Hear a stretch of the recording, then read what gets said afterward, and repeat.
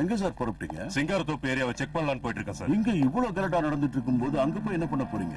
அங்க நான் போய் பாத்துக்கிறேன், நீங்க இங்கே இருங்க. Okay sir. Sir if you don't mind, ஒரு சின்ன பொண்ணு என் வண்டியில இருக்கா. பாவம் இந்த கலாட்டால சிக்கிக்கிட்டா. அவளை அண்ணா நகர்ல டிராப் பண்ணிடுங்க சார். சாரி, அனுப்புங்க. Thank you sir. வாமா வா.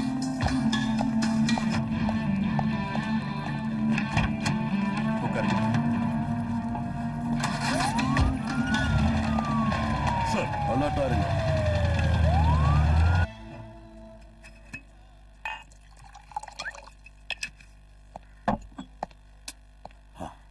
வாங்க இன்ஸ்பெக்டர், வாங்க. பாவ், காலையில இருந்து கலாட்டாவனால டயர்டா இருப்பீங்க. ஒரு பெக் அடிக்கிறீங்களா? எனக்கு வேர்வை சிந்தி தான் பழக்கம். உட்காந்து சாப்பிடுற பழக்கத்தை எங்க அப்பா எனக்கு சொல்லி கொடுக்கல. அதனால இது எதுவும் எனக்கு தேவையில்லை. மத்தியானம் 3 மணில இருந்து சிட்டி கண்ட்ரோல்ல இருக்கு. கர்ஃபியூ ரிலாக்ஸ் பண்ணிடலாம். அத உங்ககிட்ட சொல்றதுக்காக தான் வந்தேன். சபாஷ், உங்க கடமை உணர்ச்சிய என் ஸ்டூடெண்ட்ஸுக்கு ட்ரைனிங்ல சொல்லி கொடுப்பேன். ஆனா வேலைக்கு நடுவுல கொஞ்சம் என்ஜாயும் பண்ணணும். பொறுப்புள்ள அதிகாரிங்க வேர்வை சிந்தி தான் உழைப்பாங்க. ஆனா ஏனோ தானோன்னு வாழ்க்கை நடத்துறவங்க ஜாலிங்கிற பேர்ல குடிச்சு மூளைய மழுங்கடிச்சுக்கிறாங்க. நீ தப்பா புரிஞ்சுக்கிட்ட சத்யராஜ். குடிச்சா போதை வரும். போதையில இந்த உலகம் ரொம்ப அழகா தெரியும். ஜனங்களுக்கு புத்தி சொல்றதை விட்டுட்டு வாழ்க்கையை அனுபவிக்க கத்துக்க. ஒழுங்கா வேலை செஞ்சா கவர்மெண்ட்ல சம்பளம் கிடைக்கும். கூடவே உடம்புல இருக்கிற கொழுப்பும் கரையும். இந்த மாதிரி குடிச்சுக்கிட்டே இருந்தா கொழுப்போட அளவு ஏறது தெரியாம மூளை மழுங்கித்தான் போகும். என்னையா சொன்ன?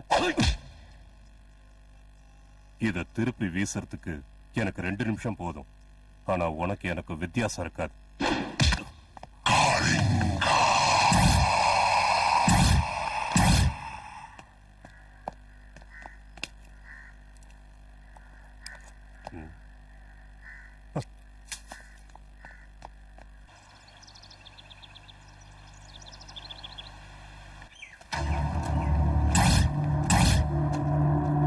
சார், ட்ரெயினுக்கு அடியில மாட்டனால 2 துண்டாயிடுச்சு. Very sad.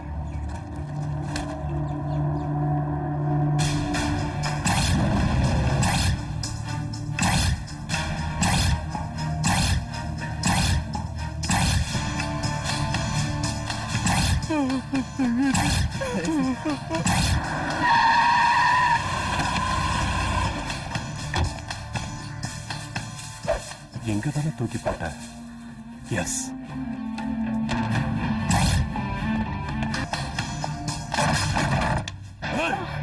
சத்யராஜ்,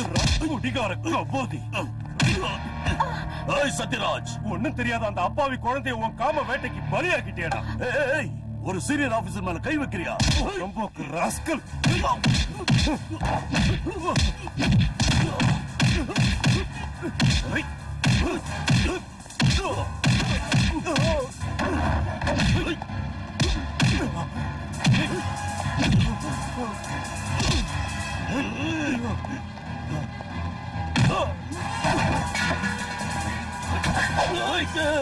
தயவு செஞ்சு கால பிடிச்சு கேட்டுக்கிறேன், என்ன ஒண்ணும் பண்ணிடாத. நான் ஒரு சீனியர் ஆபீசர். 2 பேரும் ஒரே டிபார்ட்மெண்ட்ல இருக்கோம். தெரியாம தப்பு பண்ணிட்டேன். தயவு செஞ்சு என்ன மன்னிச்சு. நடிக்கிறியா? இதே மாதிரி தான் அந்த சின்ன குழந்தையும் என்ன விட்டுருங்கன்னு கெஞ்சி கதறி இருப்பா. சொந்த பொண்ணையே காம வெறியில பாக்குற ஒன்ன மாதிரி ஆளெல்லாம் உயிரோட விடக்கூடாதுடா. யாராவது ஒரு அடி முன்னாடி வந்தீங்க சுட்டு பொசிக்கணும். யாரும் வந்துடாதீங்க, அங்கேயே இருங்க. சத்யராஜ், இது வரைக்கும் நீ யாருக்கிட்டெல்லாம் உன்னோட கௌரவத்தை காட்டிக்கிட்டு இருந்தியோ அவங்க முன்னாடி உன்னை கொண்டு போய் நிறுத்துறேன்டா. வாடா. பாருடி, நம்ம எடுத்துட்டு போறான்.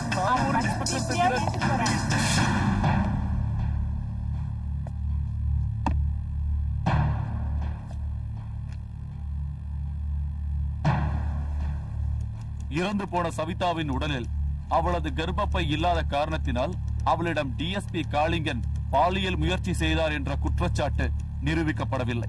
தவிர சவிதாவின் கொலையை டிஎஸ்பி காளிங்கன் தான் செய்தார் என்பதற்கு ஆதாரங்களாகவோ சாட்சிகளாகவோ தடயங்களாகவோ எதுவும் இல்லை. ஆகவே டிஎஸ்பி காளிங்கனை நிரபராதி என்று கூறி இந்த நீதிமன்றம் விடுதலை செய்கிறது.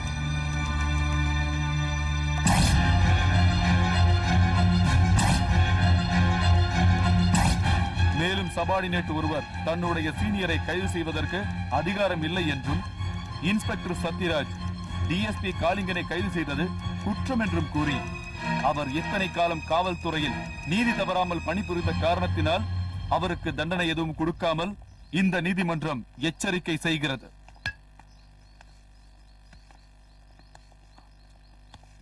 தப்பு பண்ணிட்ட சத்யராஜ், தப்பு பண்ணிட்ட. எந்த ஜனங்க முன்னாடி என்ன அற நிர்வாணமா ஊர்வலமா அழைச்சிட்டு வந்தியோ, அதே ஜனங்க முன்னாடி உன்னோட யூனிஃபார்மை கழட்டுற.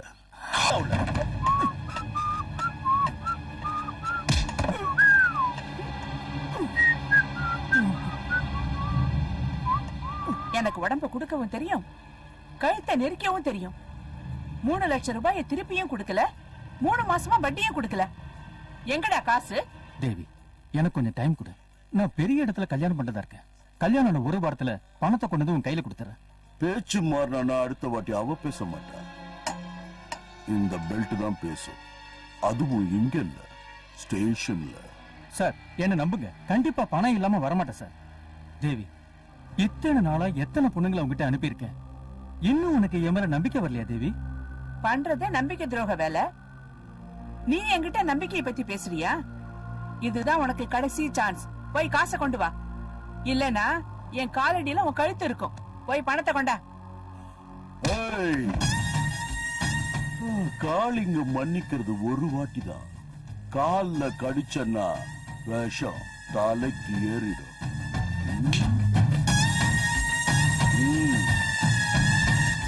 சரி, நீ வா.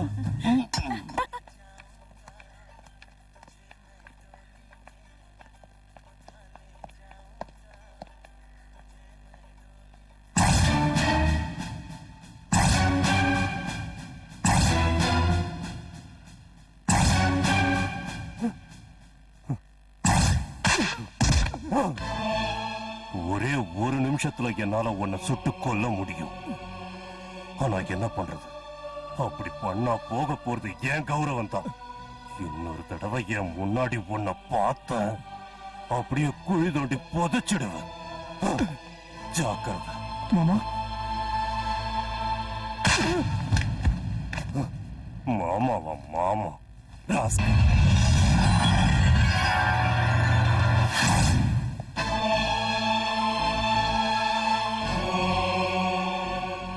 ரொம்ப தேங்க்ஸ். கோயில்ல சாமி இல்லாட்டி பக்தர்கள் எங்க போவாங்க தெய்வமே? உங்க பொண்ணோட வாழ்க்கை பாழாயிடக்கூடாதுங்கிறதுக்காக தான் நான் உங்களை வர சொன்னேன். அவன் எதுக்காக உன்னடிச்சான்? நான் கல்யாணம் பண்ணிக்க இருந்தது அவரோட பொண்ணுதான் சார். அப்ப கல்யாணம் வெறும் கனவுதான். தேவிக்கு பணம் எப்படி கொடுப்ப? அது ஆஹா, நான் சொல்றபடி கேட்டா நீ தேவிக்கு பணம் கொடுக்க வேண்டியதில்லை. நீங்க என்ன சொன்னாலும் நான் கேட்கிறேன் சார். பிரகலாதனுக்காக அந்த மகா. ஓஹோ விஜய், என்னப்பா இது ஆச்சரியமா இருக்கு. சீதா, யார் வந்திருக்காங்க பாரு. விஜய், என்னப்பா இது திடீர்னு? இவங்க எல்லாம் என் சொந்தக்காரங்க. வணக்கம். வணக்கம். இவங்க நிச்சயதார்த்தத்துக்கு வரல, ஊர்ல இருந்து வந்திருக்காங்க. பொண்ணு பாக்கணும் நாங்க, அதான் போன் பண்ணாமலே கூப்பிட்டு வந்துட்டேன். உங்களுக்கு பிரச்சனை இல்லையே? இதுல என்னப்பா இருக்கு? இதுவும் உன் வீடு தானே. வாங்க, உட்காருங்க. வாங்க.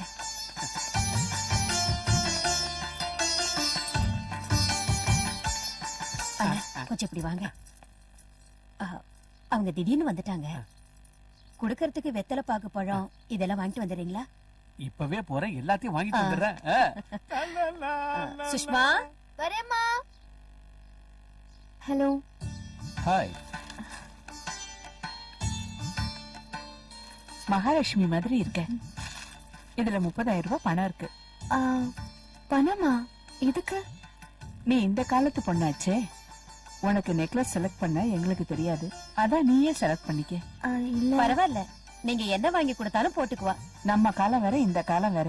உங்களுக்கு ஒண்ணும் தெரியாது, சும்மா இருங்க. நீ வச்சுக்கோமா. ரொம்ப சந்தோஷம். பிரயாணம் பண்ணி களைச்சிருப்பீங்க. நீங்க எல்லாரும் ஃபேஸ் வாஷ் பண்ணுங்க, நான் சாப்பாடு ரெடி பண்ணிடுறேன். மாமா நில்லுங்க மாமா, இந்த வயசுல என்னால ஓட முடியல. மாமா கரெக்ட் டைத்துக்கு வந்துட்டீங்க. பையன் வீட்டுக்காரங்க எல்லாம் வந்திருக்காங்க. பாவம் சீதா மட்டும் தனியா வேலை செஞ்சுக்கிட்டு இருக்கா. நான் போய் தேங்காய் பழம் வாங்கிட்டு வந்துடுறேன். நாராயணா, வண்டி எடு.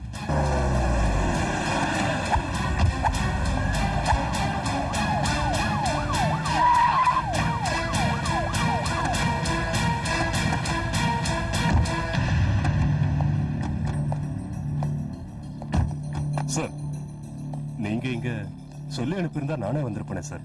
சில இடங்களுக்கு நானே தான் வர வேண்டியிருக்கு.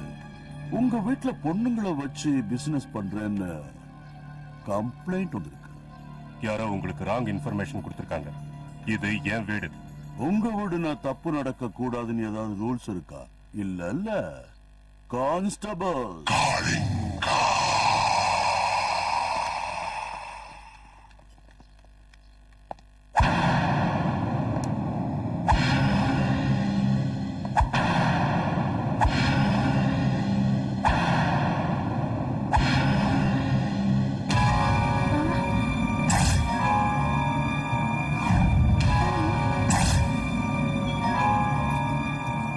ஐயோ, என்னங்க இதெல்லாம்?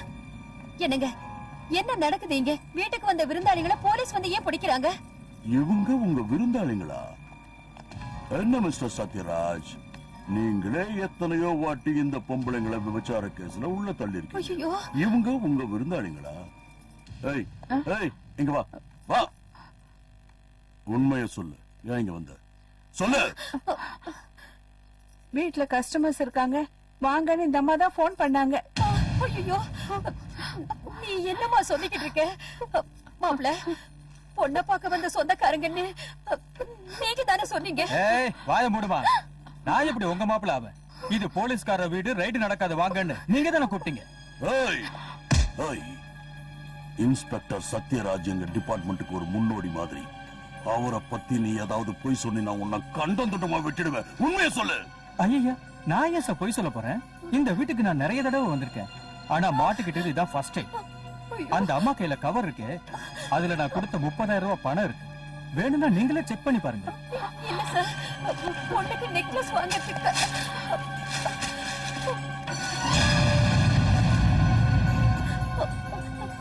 அவங்க தான் கொடுத்தாங்க. உதவி பண்ணலாம், ஆனா ஆதரவு கொடுக்க கூடாது. ஐயோ, கையில காசை வச்சுக்கிட்டு பொய் சொல்லுமா? மகாலட்சுமி மாதிரி இருக்க. கையெடுத்து கும்பிடலான்னா கண்ணத்துல அரையிற மாதிரி வேலை பண்ணிருக்கே.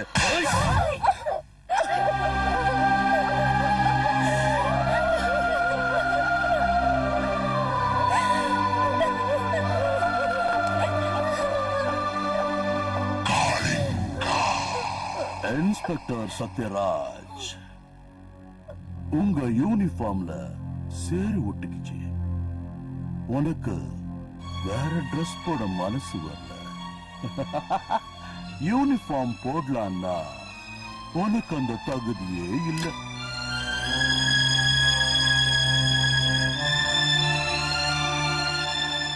காளிங்கனோட புத்துல கைய விட்டுட்ட. நான் மூச்சு விட்டா விஷம், சுருட்னா சாவு. Arrest them.